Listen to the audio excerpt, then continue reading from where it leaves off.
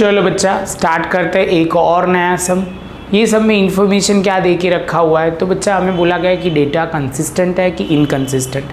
आपको पहले भी दिखाया गया था, यही पॉइंट आपको ध्यान में रखना है कि सपोज़ हम बोल सकते हैं कि डेटा कंसिस्टेंट कब बोला जाएगा कि यहाँ पे यूनिक सॉल्यूशन होते हैं या इन्फिनिटी माइनी सॉल्यूशन, ये दोनों कंडीशन फुलफिल होती है तो आप बोलोगे सर डेटा कंसिस्टेंट है।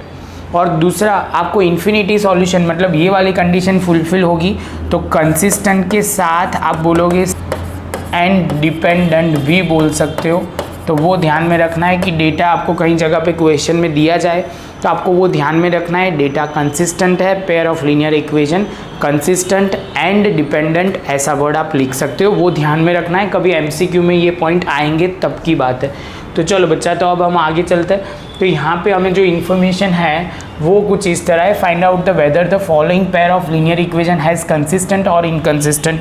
तो बच्चा बोलेगा चलो सर स्टार्ट करते हैं। a1x b1y is equal to c1, ये क्या है standard form of linear equation. तो यहाँ से शुरू करते हैं a2x plus b2y is equal to c2। तो यहाँ से स्टार्ट करते हैं। यहाँ पे a1 हमारा क्या है, तो a1 है हमारा 3, a2 हमारा क्या है 6, हमारा b1 क्या है 5, b2 हमारा क्या है तो 10, c1 हमारा क्या है 10 एंड c2 हमारा क्या है 25। तो ये जैसे पॉइंट कंप्लीट होता है तो यहाँ पे आपको लिखना है a1 अपॉन a2। तो यहाँ पे आप बोलोगे सर ये 3/6 जो आंसर हमारा आ रहा है 1/2। Same way b1 upon b2 तो आप बोलोगे सर ये आ रहा है 5/10 तो हमारा आंसर आ रहा है 1/2।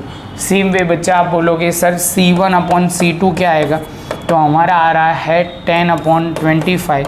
5 से कट करोगे तो 2/5। तो यहाँ पे ध्यान क्या रख, तो यहाँ पे ध्यान वो रखना है कि a1 upon a2 is equal to b1 upon b2 but not equal to c1 upon c2। तो ये वाली कंडीशन अप्लाई हो गई बच्चा, ये फर्स्ट वाली। तो आप बोलोगे sir data is inconsistent, data is inconsistent क्योंकि ये दोनों में से ही कंडीशन फुलफिल होनी चाहिए थी। तो हम लिखेंगे the pair of linear equation